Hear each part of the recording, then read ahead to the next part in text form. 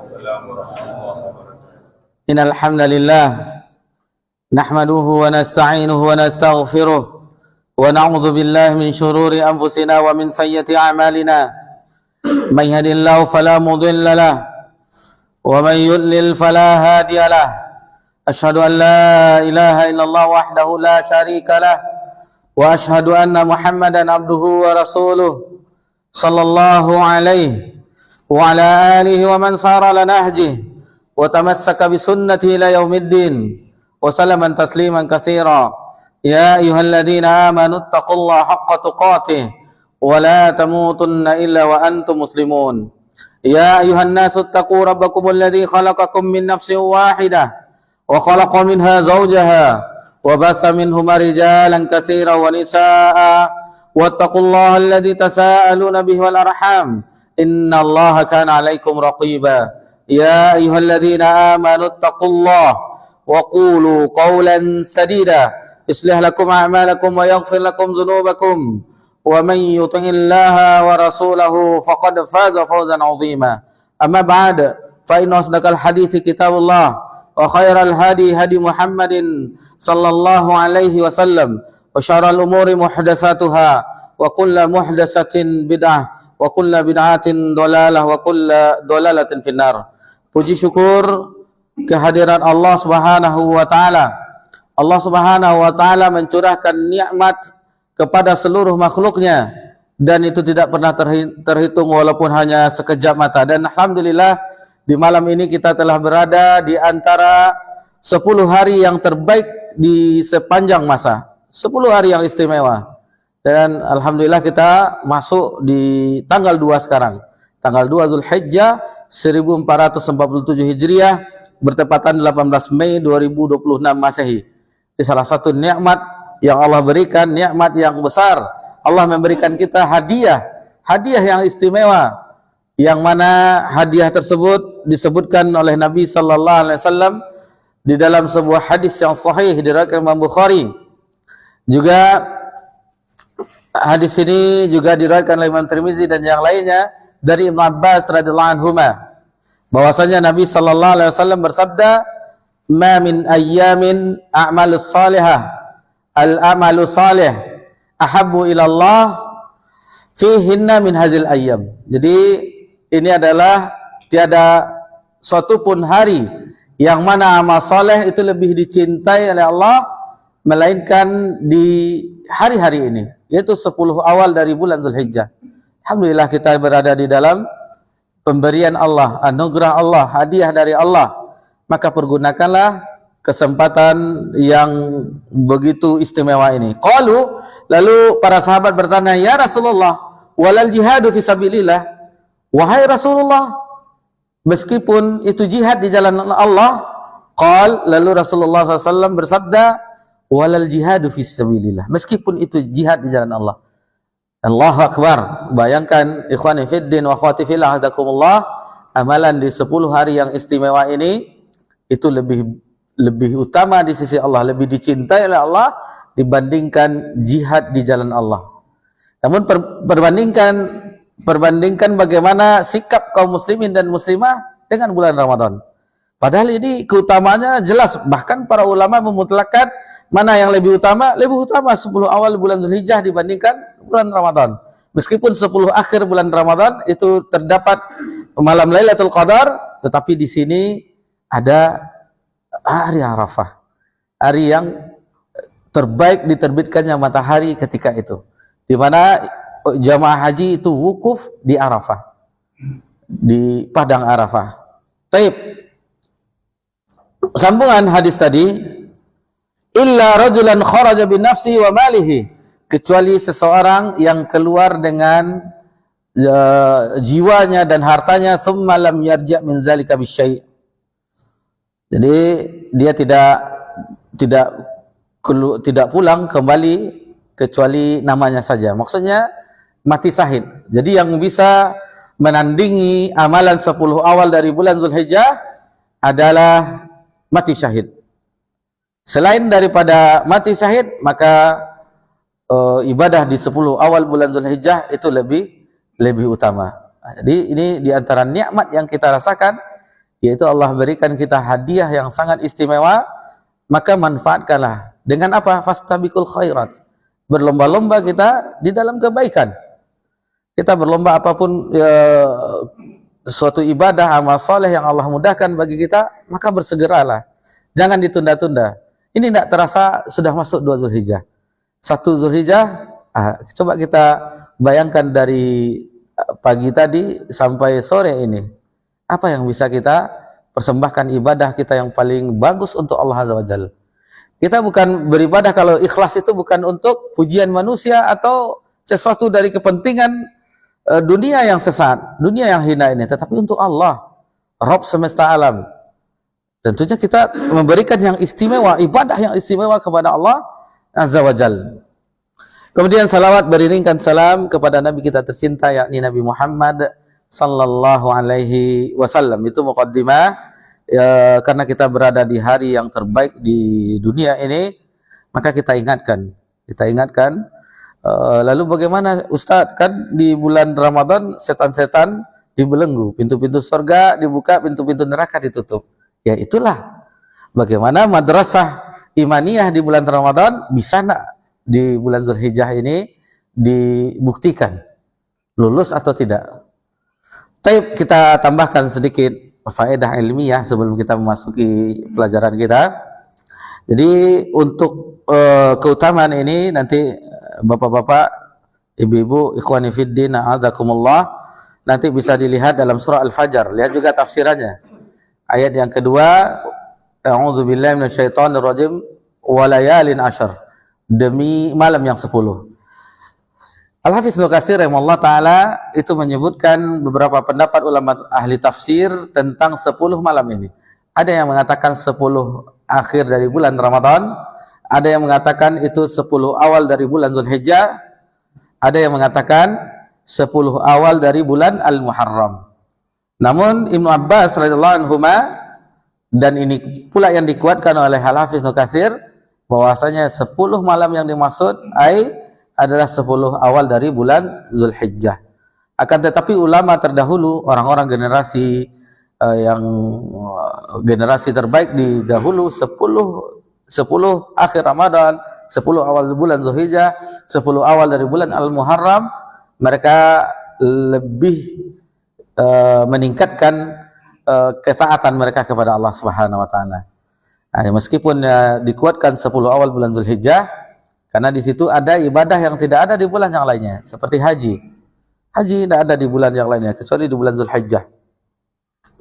Kemudian takbirnya paling lama itu mulai di tanggal 1 Zulhijjah. Jadi kata Nabi SAW, faksiru takbir wa tahmid wa tahlil wa tashbih.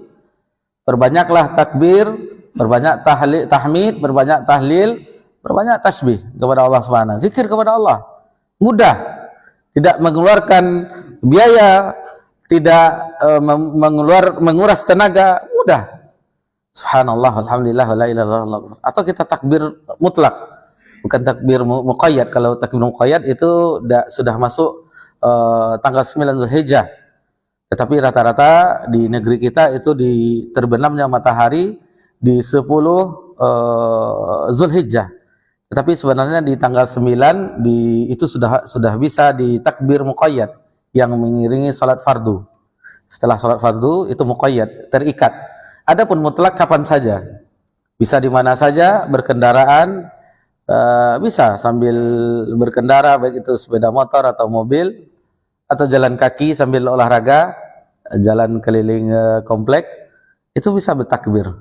Allahu Akbar, Allahu Akbar, Allahu Akbar. Ada yang 3 riwayatnya, ada yang 2.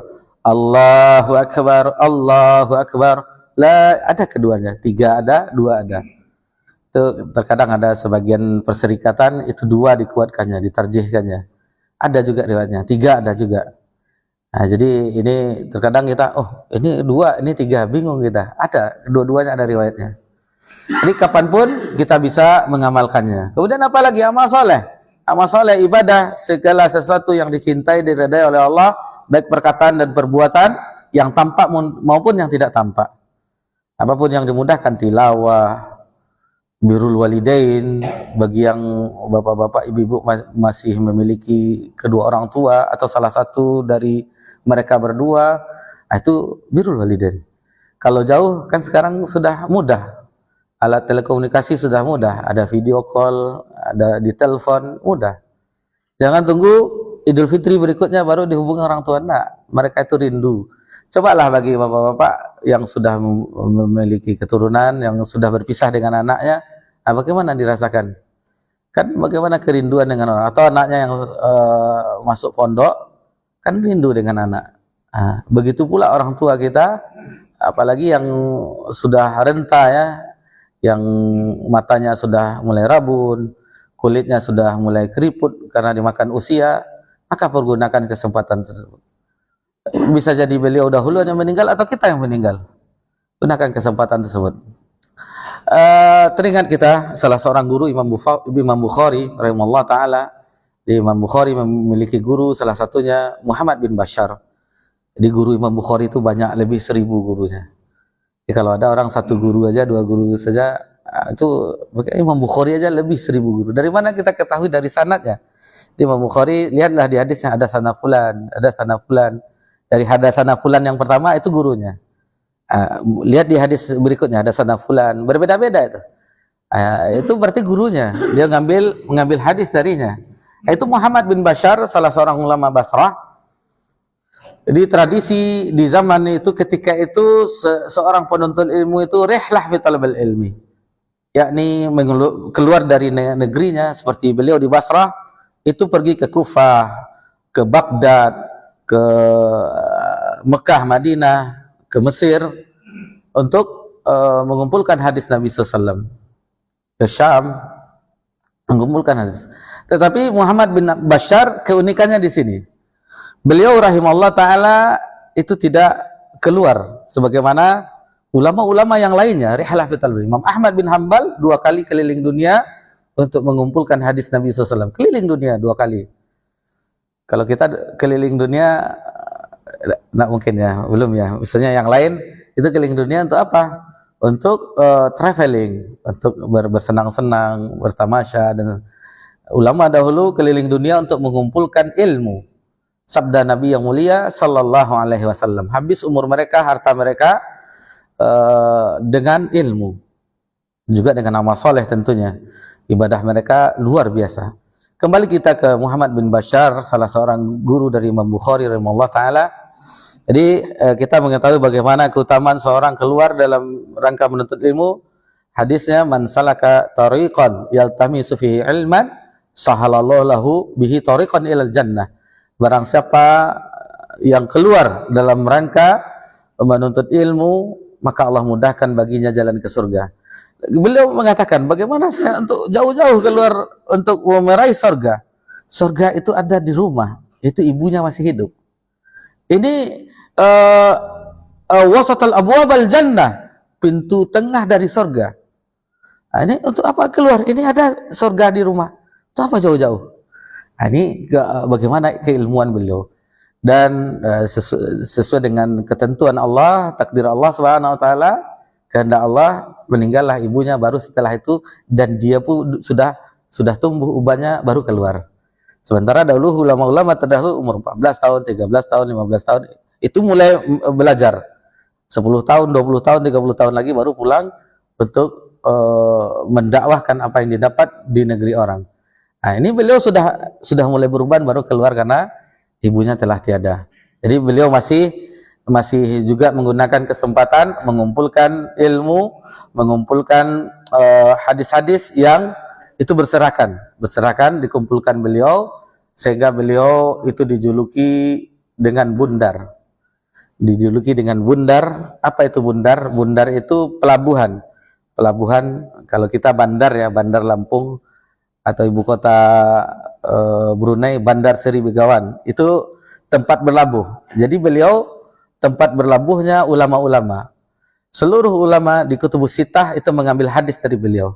Imam Bukhari, Imam Muslim, Sunan yang 4, An-Nasai, Tirmizi, Ibnu Majah, Abu Daud, dan yang lain-lainnya itu mengambil hadis dari beliau, Muhammad bin Bashar. Kalau di generasi sebelumnya, Itu generasi tabi'in itu sama beliau dengan Muhammad Az-Zuhri, Ibnu Syihab Az-Zuhri. Nah, jadi beliau Ibnu Syihab Az-Zuhri merupakan poros hadis. Rata-rata orang mengambil hadis dari beliau di zaman itu. Taib. Nah, ini tentang amal soleh. Apa yang Allah mudahkan bagi kita, maka usahakanlah. Karena setiap kita berbeda kemampuannya. Ada yang dimudahkan dengan mungkin hartanya, atau dengan bagaimana dengan puasa. Puasa masuk dalam keumuman amal soleh. Ma min ayyamin al-amalus soleh. Jadi termasuk dalam keumuman amal soleh. Tetapi yang kuat pendapatnya adalah di tanggal 9. Itu ada dalil khususnya, bahwasanya itu di tanggal 9 Zulhijjah Nabi mengatakan bahwa itu akan menghapus dosa yang tahun lalu madiyah dan qabliyah, tahun yang akan datang. 2 tahun akan diampuni bagi yang berpuasa Arafah. Itu bagi yang tidak menunaikan ibadah haji. Dan ada satu lagi yang tersisa bagi yang belum berkesempatan menjadi haji di tahun ini, tamu Allah Subhanahu wa taala, duyufur rahman, itu menyembelih hewan kurban, udhiyah. Menyembelih hewan kurban dimulai sebagaimana mungkin kita telah mempelajari fikih kurban, itu setelah sholat Idul Adha. Jangan sebelumnya. Nih Ustaz, kan apa-apa Ustaz, kita mulai dulu supaya bisa nanti buka puasanya, kan menahan dulu. Sebenarnya bukan berpuasa ya, tetapi menahan sejenak dengan hewan kurbannya, tidak bisa. Karena itu terhitung sesembelihan yang biasa. Adapun yang terhitung itu adalah sembelihan hewan kurban setelah sholat Idul Adha. Jangan tunggu pula dimasak dagingnya baru kita, kan hadisnya ada Ustaz, Nabi itu sholat Idul Adha itu menahan dulu. Nah, setelah itu mengkonsumsi hewan kurbannya. Kalau kita kan lama, apalagi sapi kan. Pada zuhur baru bisa diambil kuponnya kan, ambil dagingnya. Lama puasa jadi mungkin yang, atau sebenarnya mudah bagi yang tidak ada panitia misalnya di rumah. Jadi kurban itu tidak masalah, kita beli sendiri kambingnya, lalu kita sembelih di rumah, bismillah Allahu akbar, tidak masalah, tidak harus di masjid atau di musola. Nah, lalu kita ambil bagian yang mudah, digoreng dulu kan, habis itu setelah matang berbuka dengan itu misalnya, tidak masalah. Tapi jangan terlalu memberatkan, kalau tidak biasa menyembelih, khawatirnya tidak selesai sampai sore kan.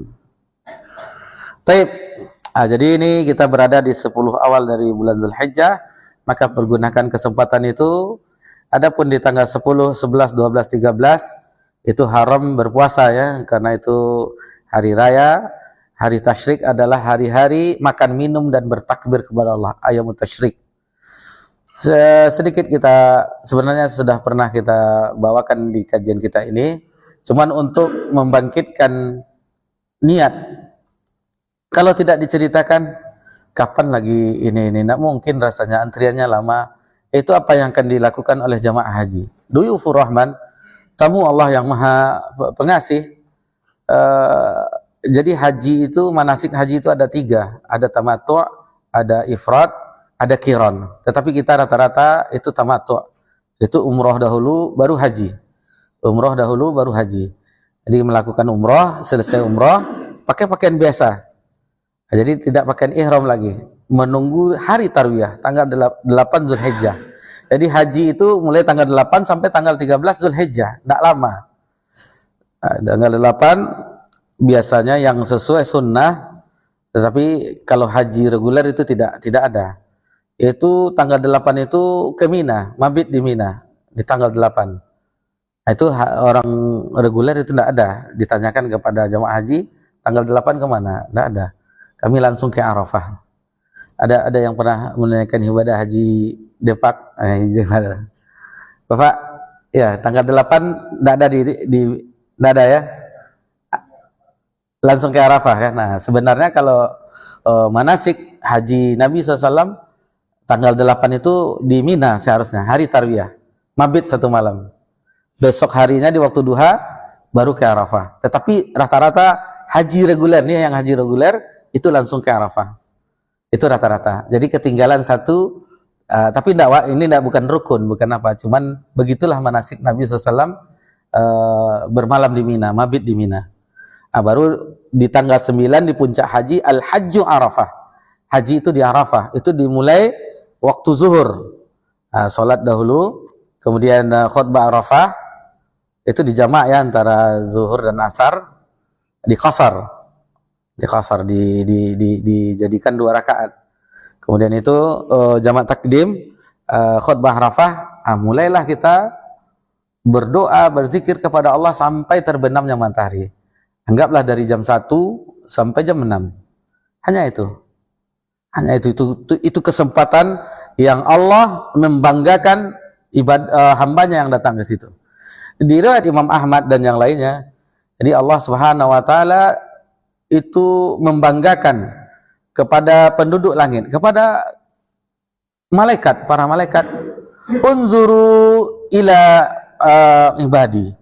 Perhatikan kepada hamba-hambaku yang datang kepadaku dalam keadaan kusut dan berdebu.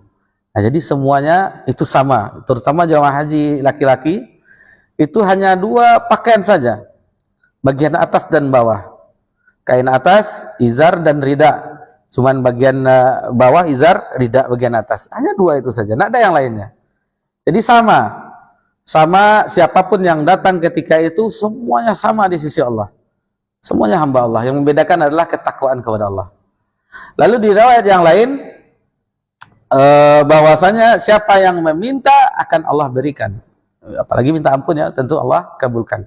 Dan hari Arafah di antara hari dan hari yang paling banyak Allah membebaskan hambanya dari siksa api neraka.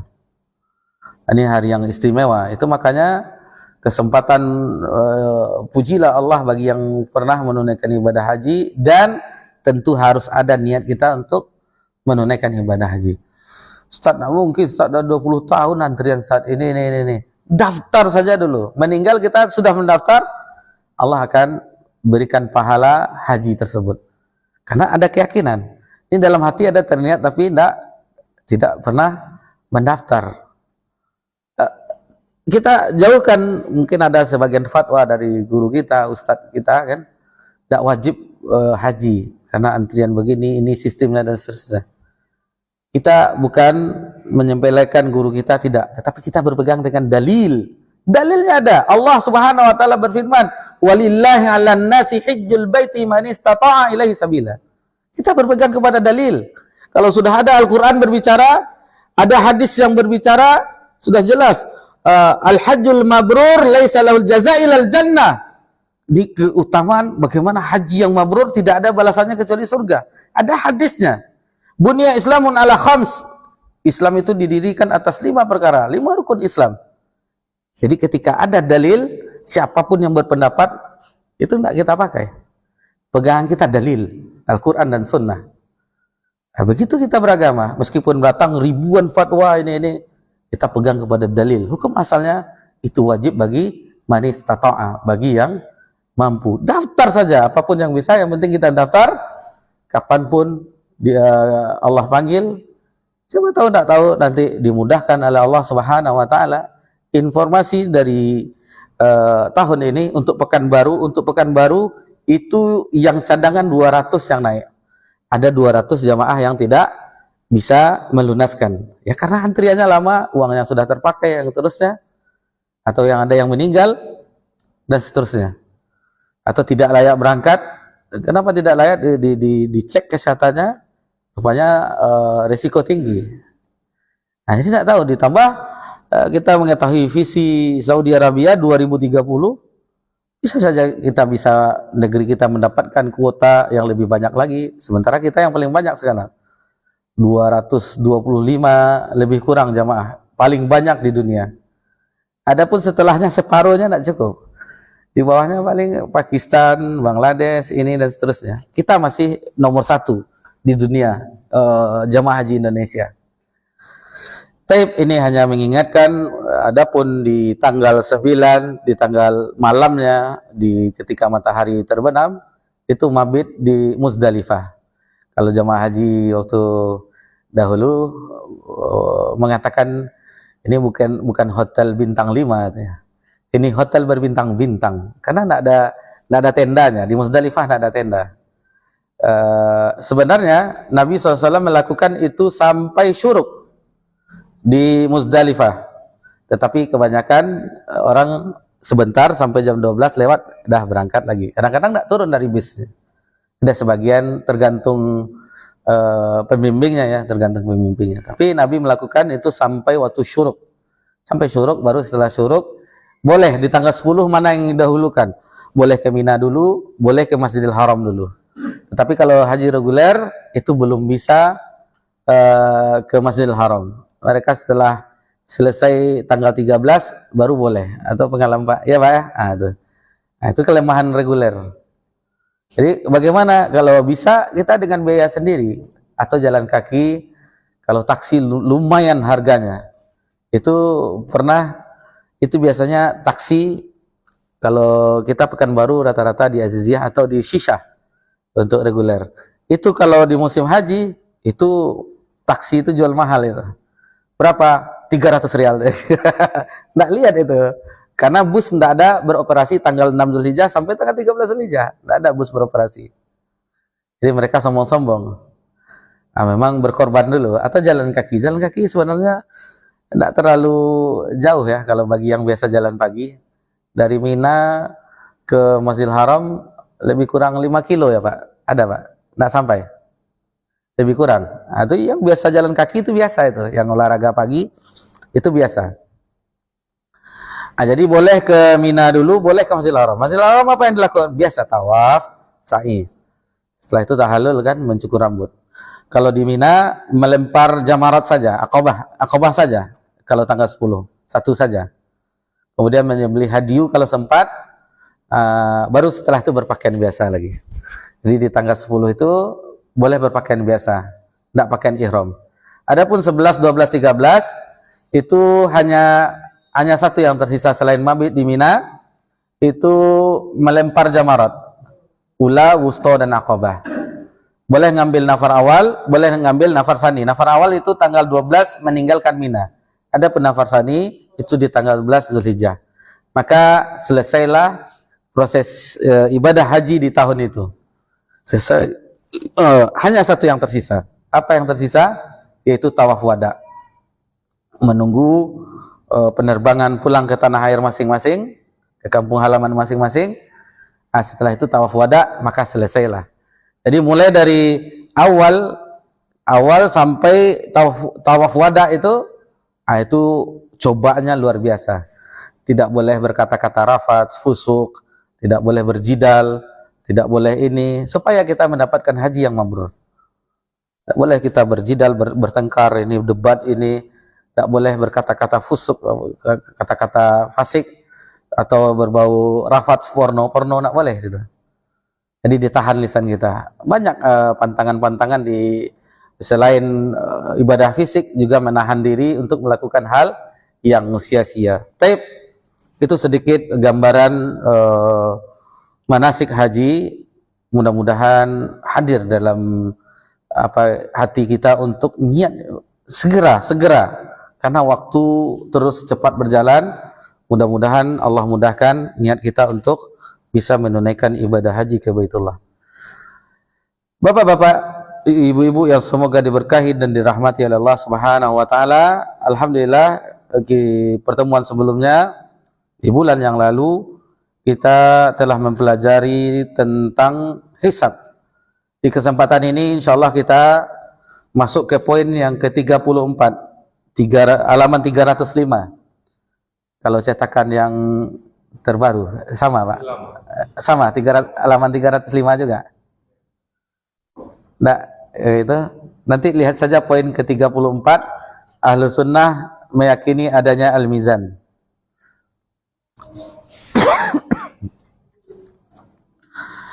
Baik, kita mulai membacakan apa yang dituliskan oleh mu'allif rahimahullah ta'ala. Beliau berkata 300 berapa? 320. Kalau di sini 305 yang terbaru. Kata mu'allif rahimahullah ta'ala, Ahlus sunnah meyakini tentang ditegakkannya al-mizan, timbangan, dan dibukanya catatan amalan. Jadi catatan-catatan amal itu dibuka. Secara bahasa mizan adalah neraca, sebuah alat ya, untuk mengukur sesuatu berdasarkan berat dan ringan. Secara istilah atau terminologi, mizan adalah sesuatu yang Allah Ta'ala letakkan pada hari kiamat untuk menimbang amalan hambanya, sebagaimana yang telah ditunjukkan oleh Al-Quran, As-Sunnah, dan Ijma' Salaf. Dalilnya firman Allah Subhanahu wa Ta'ala dalam surah Al-Mu'minun ayat 102 sampai 104. Faman thaqulat mawazinuhu faulaika humul muflihun. Barang siapa yang berat timbangan kebaikannya, maka mereka itulah orang-orang yang beruntung. Wa man khaffat mawazinuhu faulaika alladziina khasiru anfusahum fi jahannam khalidun. Dan barang siapa yang ringan timbangan kebaikannya, maka mereka itulah orang yang merugikan dirinya sendiri. Mereka kekal di dalam neraka jahanam. Talfahu wujuhahumun naru wa hum fiha kalihun. Wajah mereka dibakar api neraka dan mereka di neraka dalam keadaan muram dengan bibir yang cacat. Ini keadaan orang yang apabila timbangannya itu ringan. Maksudnya timbangan keburukannya ringan, timbangan kebaikannya ringan, keburukannya berat. Inilah keadaannya. Adapun yang tadi di awal, faman thaqulat mawazinuhu faulaika humul muflihun.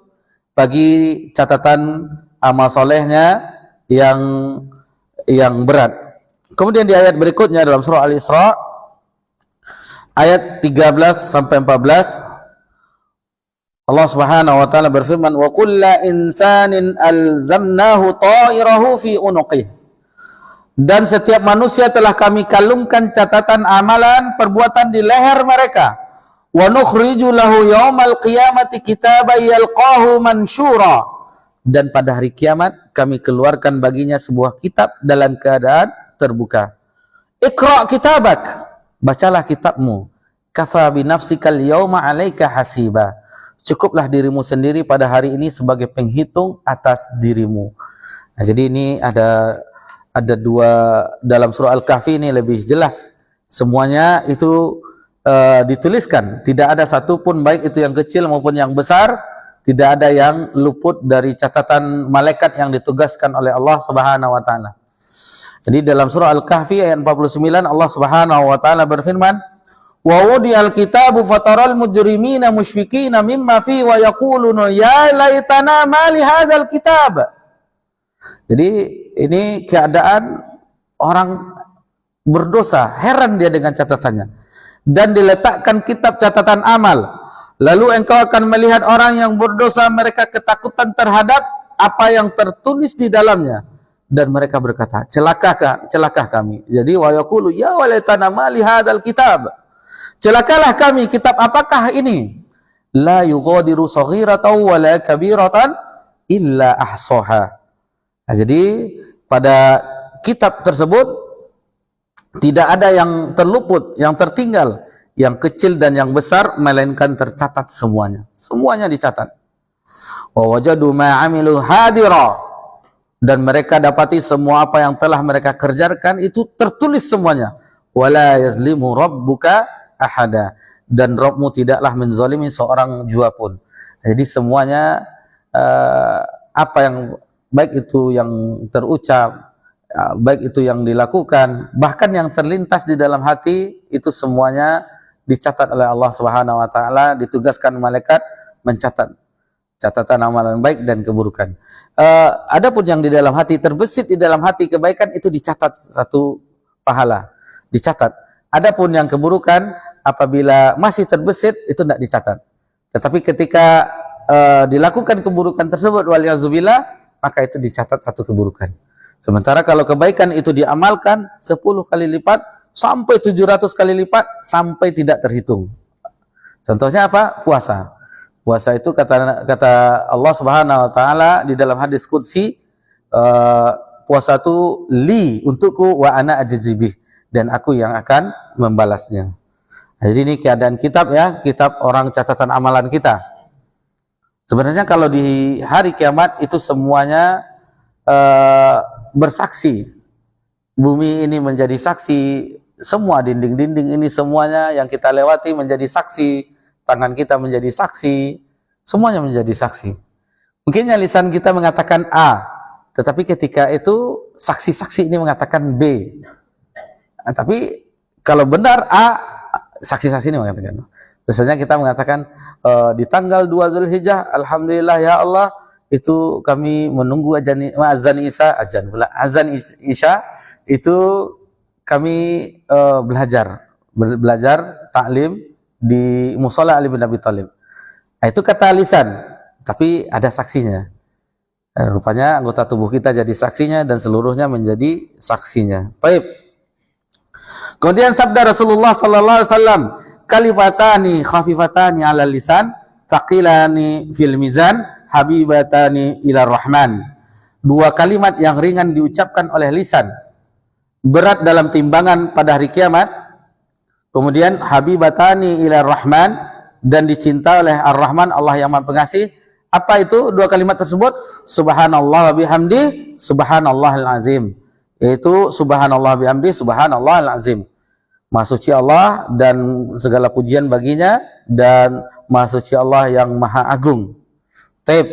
Nah, ini dua kalimat ini, subhanallah. Di hari-hari ini kita ucapkan juga. Subhanallah wa bihamdi, subhanallahil azim. Itu mudah. Mudah di lisan, berat timbangannya di mizan nanti. Dan habibatani ila rahman, dan dicintai oleh Allah yang Maha Pengasih. Kemudian mizan secara hakiki sudah masuk azan belum ya? Mizan secara hakiki memiliki dua daun timbangan. Seperti kita ya, neraca ada dua timbangan. Nah, ini bagi yang jualan timbang menimbang nih, hati-hati. Karena itu turun ayat wailul lil mutaffifin. Itu yang bermain timbangan, itu hati-hati. Misalnya ada yang jualan ada timbangannya, hati-hati. Hati-hati ya. Ini bagi kita mungkin untung sedikit di dunia, tapi di akhirat dengan apa kita bayar? Orang yang 1 kilonya 8 on. Nah, ini bahaya nih. Taib. Mizan secara hakiki memiliki dua daun timbangan. Hal ini berdasarkan hadis-hadis yang sahih, diantaranya hadis dari Abdullah bin Amr bin As radhiyallahu anhu tentang hadis pemilik bitaqah, yaitu kartu yang bertuliskan kalimat la ilaha illallah. Jadi di sini hanya sedikit disebutkan oleh penulis, fatuda'u sijillatu fi kifatil bitaqah wa fi kifah. Lalu catatan amal itu diletakkan di salah satu sisi daun neraca dan bitaqah di dalam neraca lainnya. Fatashitatis sijillatu wa taqulatil bitaqah fala yathqulu ma'asmillah syai'. Maka catatan-catatan itu melayang dan bitaqah yang lebih berat. Maka tidak ada sesuatu yang lebih berat dibandingkan nama Allah Subhanahu wa taala. Jadi hadis lengkapnya ini di sini tidak disebutkan. Hadis lengkapnya bahwasanya ada seseorang yang ketika ditimbang catatan amalan kebaikannya dan keburukannya, jadi dia memiliki satu catatan, buku catatan satunya itu 99 lembar. Jadi satu lembar itu sejauh mata memandang. Bayangkan, satu lembar catatan keburukannya sejauh mata memandang. Itu 99 sijilan lembar. Itu semuanya keburukan. Lalu diletakkan di daun timbangan. Sudah nyerah. Nih, tidak bakalan selamat ini. Sudah putus asa, istilahnya bukan putus asa ya. Tidak akan selamat ini. Ini otomatis Allah akan murka. Jadi begitulah hari penyesalan, semuanya. Hari kiamat adalah hari penyesalan. Penyesalan bagi orang kafir, penyesalan bagi orang munafik, penyesalan bagi orang yang, dan bahkan orang beriman pun menyesal. Kenapa menyesal? Ketika Allah menyediakan balasan yang begitu, yang belum pernah disangka ketika di dunia, ternyata luar biasa, menyesal. Kenapa dulu malas-malas beramal soleh? Sampai orang beriman pun menyesal, apalagi orang kafir. Dan orang yang ini yang memiliki catatan keburukan itu 99 lembar, di satu neraca timbangan, di daun timbangan, akhirnya diberikan, Allah Tabaraka wa Ta'ala memerintahkan malaikat memberikan di daun timbangan yang lain, Itu bitaqah, kartu. Hanya kartu tetapi bertuliskan kalimat la ilaha illallah. Karena di dalam hatinya ada keimanan dia meyakini la ilaha illallah. Jadi seorang hamba yang memiliki catatan keburukan amal buruknya yang 99 sijilan, satu catatan itu sejauh mata memandang, tetapi masih memiliki la ilaha illallah, keimanan dalam hatinya. Maka diletakkan bitaqah yang bertuliskan kalimat la ilaha illallah, beratlah kalimat la ilaha illallah. Ini keutamaan la ilaha illallah. Dengan la ilaha illallah Allah ciptakan langit dan bumi. Dengan la ilaha illallah ada surga dan neraka. Dengan la ilaha illallah Allah turunkan kitabnya bagi kita, Al-Qur'anul Karim. Dengan la ilaha illallah Allah utus nabi dan rasulnya. Dengan la ilaha illallah diperangilah ya ahlul haq oleh ahlul batil, senantiasa berperang. Dengan la ilaha illallah seseorang akan selamat di akhirat kelak. Maka senantiasa la ilaha illallah la ma'budu bihaqqi illallah itu senantiasa diyakini di dalam hati kita.